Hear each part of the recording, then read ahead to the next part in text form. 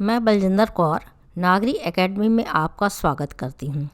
आज हम अर्थ की दृष्टि से वाक्य के कितने भेद होते हैं इस पर विचार विमर्श करेंगे और अर्थ की दृष्टि से वाक्य भेद कक्षा 9 में किस तरीके से परीक्षा में दिए जाते हैं इस पर भी चर्चा की जाएगी।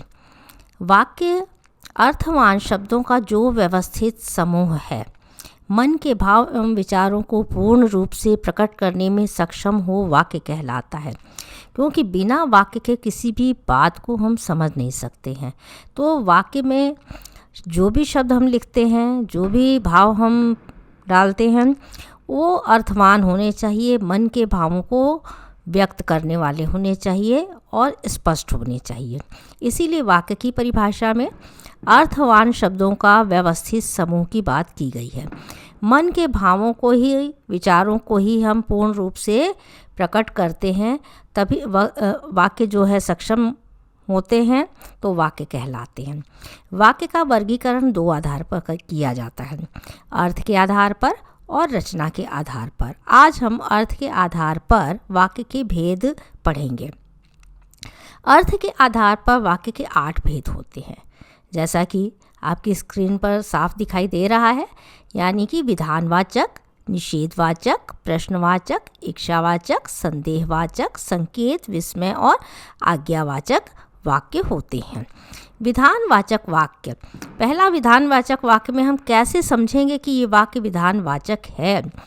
तो आपको क्रिया का सामान्य रूप जो है, साधारण रूप जो है, उसको हम जब हमें पता चलता है कि क्रिया, आप देखते हैं कि सामान्य रूप में सरल वाक्य की तरह से जब होती है तो वहाँ पर आपका विधानवाचक होता है। उन्हें विधानवाचक कहते हैं।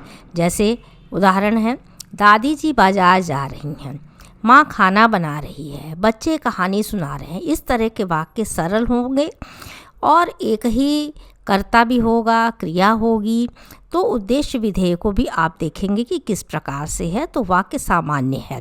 इन सभी वाक्यों में क्रिया के सामान्य रूप का बोध हो रहा है, अतः सभी वाक्य कैसे हैं? विधानवाचक है। निषेधवाचक वाक्य, जिन वाक्यों में कार्य के न होने का बोध होता है, यानी पता चलता है, ज्ञात होता है, उन्हें निषेधवाचक वाक्य कहते हैं। जहाँ पर किसी चीज़ को हम मना कर देते हैं कि नहीं हम ये काम करेंगे, ना का प्रयोग कर दिया जाता है। आज बिजली नहीं आएगी, तो नहीं का प्रयोग है। राघव स्कूल नहीं जाएगा, नकारात्मक है, निषेध है। बच्चों बाहर की चीज़ नहीं खाओ, मना किया जा रहा है, निषेध किया जा रहा है।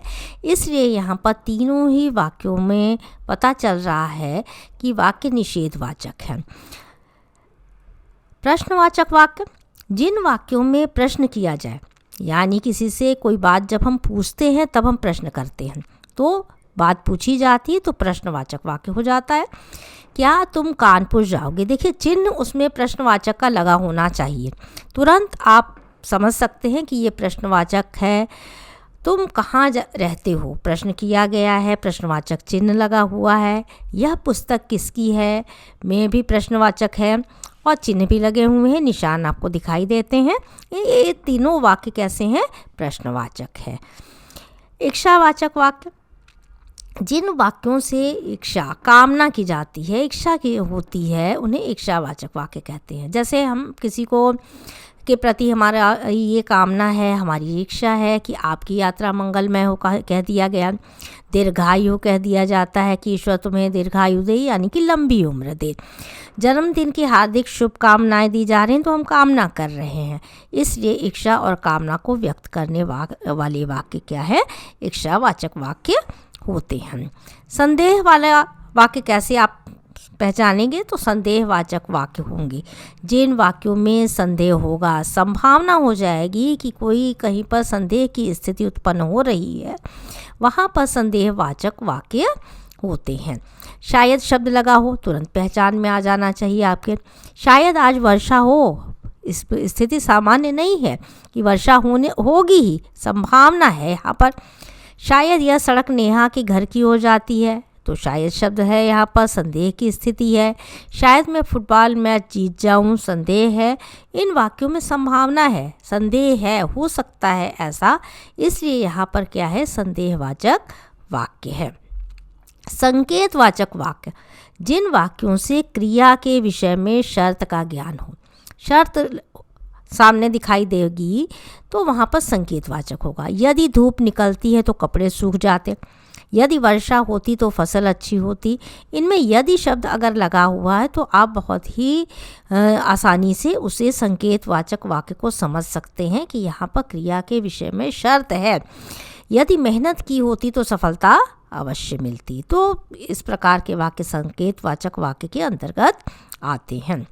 विस्मयवाचक वाक्य, जहाँ पर आश्चर्य हो, घृणा हो, आप देखेंगे कि हर्ष के भाव उत्पन्न हो, तो वहाँ पर विस्मय आदि बोधक चिन्ह भी लगे होते हैं और उन्हें हम विस्मयवाचक वाक्य कहते हैं। अरे तुम अभी तक नहीं गए, वाह जीत गए, उफ गर्मी से बुरा हाल है।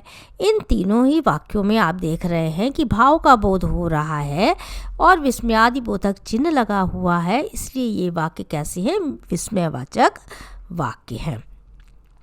आज्ञावाचक, आदेश दिए जाते हैं, अनुमति दी जाती है, उपदेश दिया जाता है, प्रार्थना का बोध होता है, उन्हें आप आज्ञावाचक वाक्य कहते हैं। अब आप जा सकते हैं, तो आज्ञा दी जा रही है। कक्षा में शांतिपूर्वक बैठो कहा गया है। यह पुस्तकें सभी बच्चों में बांट दो, आदेश दिया गया है, अनुमति जहाँ पर होगी तो वहाँ पर इस तरह के वाक्य क्या होंगे, आपके आज्ञावाचक वाक्य के अंतर्गत आते हैं। इसके साथ साथ MCQ प्रश्नों का अभ्यास भी करवाया जा रहा है जो आपकी स्क्रीन पर है। तो क्या मोहन काम करता है, अर्थ की जिससे आपको इस तरह के वाक्य भेद पूछे जाते हैं। तो संदेहवाचक, विधानवाचक और प्रश्नवाचक है। तो क्या से आपने देखा कि प्रश्न किया गया, प्रश्नवाचक चिन्ह अगर लगा हुआ है तो तुरंत आप लिख सकते हैं कि ये वाक्य कैसा है, प्रश्नवाचक है। नंबर 2, रोहन काम करता है। आपको ये समझ में आना चाहिए कि किस प्रकार का सरल वाक्य की तरह से ही है, तो विधानवाचक वाक्य हुआ यहाँ पर आपका। नंबर 3, यदि वर्षा रुक गई तो स्कूल जाऊंगी। तो यदि वर्षा में आपको संकेत किया गया था, तो यदि शब्द से ही समझ में आ जाता है कि इस तरह के वाक्य संकेतवाचक हैं। भगवान आपको सदा स्वस्थ रखे, तो सदा स्वस्थ रखे में इच्छावाचक है। कामना की जाती है, इच्छावाचक वाक्य होंगे। निम्नलिखित वाक्यों में से आज्ञावाचक वाक्य कौन सा है, तो इस तरह के भी पूछ लिए जा सकते हैं आपसे कि किसमें आज्ञा दी गई है। 3 वाक्य क ख ग दिए गए हैं। तुम शाम को कहाँ गए थे, यदि प्रश्नवाचक था, यहाँ पर आपके कमरे से बाहर निकल जाओ वाला वाक्य जो है वो आपका आज्ञावाचक वाक्य है। नंबर 6, शायद आज क्रिकेट मैच हो, अर्थ की जिससे वाक्य भेद का आपको विकल्प चुनना है। तो शायद में आपका संदेह है, इसलिए संदेहवाचक वाक्य होना चाहिए। नंबर 7, आहा कितना सुंदर दृश्य है, विस्मयादिबोधक चिन्ह जैसे ही लगा हुआ दिखाई दे तो वहाँ पर विस्मयादिबोधक वाक्य आपका होगा। नंबर 8, संगीता स्कूल नहीं जाएगी, अर्थ की जिससे वाक्य भेद को पहचानना है। तो नहीं जाएगी से नकारात्मक है, निषेध का बोध होता है, तो निषेधवाचक वाक्य होना चाहिए। अर्थ की जिससे वाक्य के कितने भेद होते हैं, तो वाक्य के भेद अभी आपने पढ़े, 8 भेद होते हैं, तो 8 भेद आपको लिखने हैं। नंबर 10, वाक्य को कितने आधार पर विभाजित किया गया है, तो वाक्य हम 2 आधार पर विभाजित करते हैं, रचना की दृष्टि से और अर्थ की दृष्टि से विभाजन इसका किया गया था। तो 2 आधार आप इसमें लिखेंगे।